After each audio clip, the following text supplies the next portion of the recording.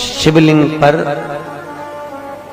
बेलपत्र चढ़ाना, जल चढ़ाना, इसका भी एक नियम होता है कि शंकर जी पे शिवलिंग पर जल कहाँ चढ़ाया जाता है। सबसे पहला जल अगर शंकर जी को चढ़ाने जा रहे हो तो शंकर जी के जो चरण है, जहां से पानी नीचे गिरता है, उसके सीधे वाले भाग पर, अपने हाथ का सीधा भाग, वहां जल चढ़ाओ। फिर जहां लेफ्ट भाग है वहां जल चढ़ाओ। जहां शंकर भगवान का शिवलिंग रखा हुआ है, तीसरे नंबर का जल वहां चढ़ाना चाहिए। चौथे नंबर का जल भगवान शंकर के शिवलिंग पर चढ़ाना चाहिए। पांचवें नंबर का जल ऊपर अगर जलाधारी लगी हो तो उसमें चढ़ाओ। नी हो जलाधारी तो भगवान शंकर का जहां नंदी बैठा है, नंदी का एक पांव ऊंचा रहता है, उस पांव के पास में जल चढ़ाना चाहिए। पांव जल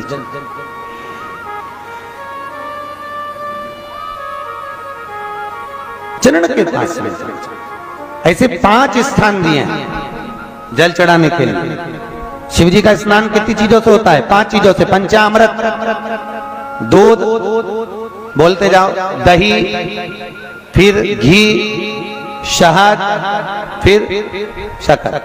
ये 5 चीजों का प्रमाण क्या है? शास्त्र कहता है दूध चढ़ाने से घर में संतान की वृद्धि होती है।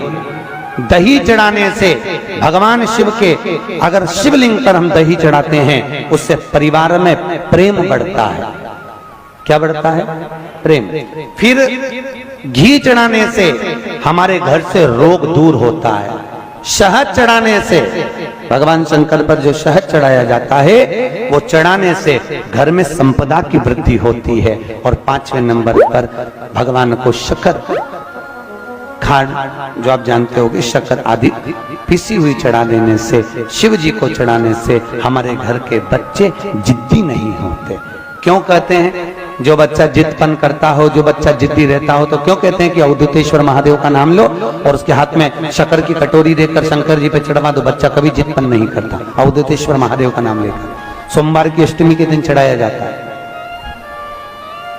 सोमवार की अष्टमी को अवधूतेश्वर का नाम लेकर सूर्य नारायण भगवान को अर्घ दिया, और सूर्य नारायण भगवान को अर्घ देकर जिस पात्र से अर्घ दिया था वही पात्र ले जाकर जल शिव जी को चढ़ा दिया। जैसे कल आपको कथा में कहा था कि रविवार के दिन सूर्य नारायण भगवान को अर्घ देकर सोमवार के दिन उसी पात्र से शंकर को जल चढ़ाया जाए तो जीवन में जो विघ्न आते हैं, तकलीफें आती हैं, रोग आता है, दुख आता है, कष्ट आता है, बीमारी आती है, या कोई विशेष परेशानी आ जाती है, तो वो अर्घ का कलश ले जाकर उसको जब आप सूर्य को चढ़ा देंगे खाली हो जाएगा। उसी कलश को मांझना धोना नहीं, उसी को दूसरे दिन शिव जी पर ले जाकर उस जल को समर्पित कर देने पर फल की प्राप्ति। क्यों कहते हैं जो बच्चा बार बार बीमार पड़ रहा हो, बार बार सर्दी हो रही हो, बार बार बीमार पड़ रहा हो, खांसी चल रही हो, बार बार हॉस्पिटल लेकर भागना पड़ रहा हो बच्चे को, छोटा सा अगर बच्चा है, 8 साल के अंदर बच्चा है और बीमार ज्यादा पड़ रहा है, तो आटे का दिया बनाओ, 4 बत्ती रखो, उसमें तिल्ली का तेल डालो, अवधूतेश्वर महादेव का नाम लेकर बच्चे के ऊपर से 21 बार उतारो और किसी चौराहे पर ले जाकर रख दो। जिंदगी में बच्चा कभी बीमार नहीं पड़ेगा, बच्चा स्वस्थ रहे, आनंद में रहे, आनंद में रहे, स्वस्थ की मूल। और वैसे भी प्रथम सुख, अरे बोलो तो, निरोगी काया। घर का प्रथम सुख निरोगी काया। व्यक्ति अगर धन की मूलता नहीं है, साफ पैसा अपनी जगह पर है, फिर निवेदन करता हूं, धन अपनी जगह पर पड़ा है, सबसे पहला है परिवार में सब स्वस्थ रहें, सर्वे भवन्तु।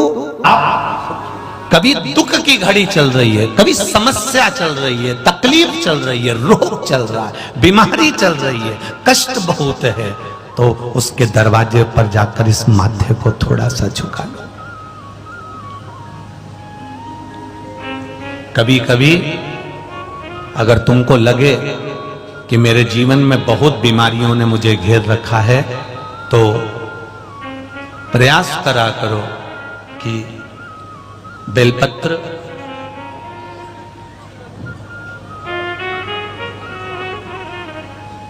जो ये बेलपत्र होती है, इस बेलपत्र की जो ये डंडी होती है, इस बेलपत्र को अशोक सुंदरी वाली जो जगह होती है वहां पर इसका चढ़ाकर डंडी का जो भाग है वो शिवलिंग की ओर हो जाए और यहीं से जल चढ़ाते चढ़ाते चढ़ाते चढ़ाते अशोक सुंदरी से जल चढ़ाते चढ़ाते ओमकार जैसा, ओमकार जब हम अशोक सुंदरी से चालू करेंगे तो वो जल पहले गणेश जी के पास जाएगा, फिर वापिस अशोक सुंदरी के पास आएगा, अशोक सुंदरी से कार्तिकेय के पास जाएगा, कार्तिकेय से महादेव के पास जाएगा।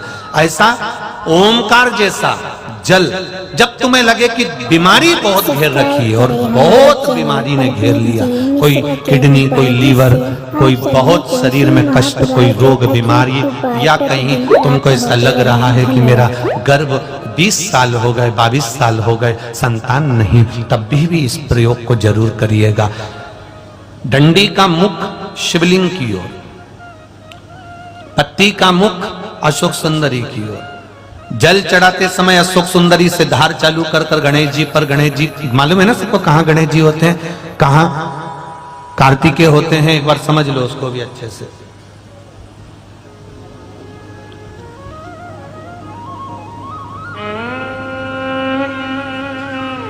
ये नीचे का गोल भाग, ये जल जाने का स्थान, ये शिवलिंग। बीच में जो मोटी सी लाइन होती है वो अशोक सुंदरी का स्थान है।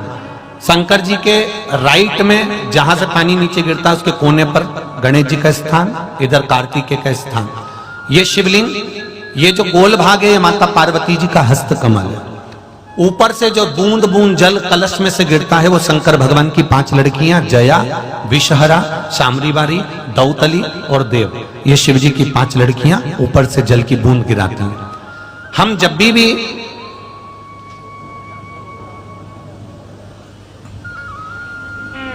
अगर इस कार्य को कर रहे हैं तो बेलपत्री जो चढ़ा रहे हैं वो अशोक सुंदरी वाली जगह पर बीच में चढ़ा दिया, डंडी का मुख इधर। जल चढ़ाना यहीं से चालू करा, यहाँ से गणेश जी पर गया, गणेश जी से अशोक सुंदरी का आया, अशोक सुंदरी से कार्तिकेय पर आया, कार्तिकेय से देवादिदेव महादेव पर आया। ये ओम बिंदु जल है, इसको हरिओम जल भी कहते हैं।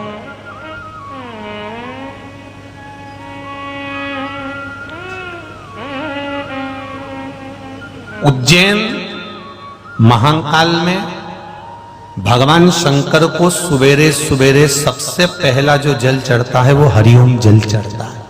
आप कभी भी उज्जैन वालों से जाकर पूछना,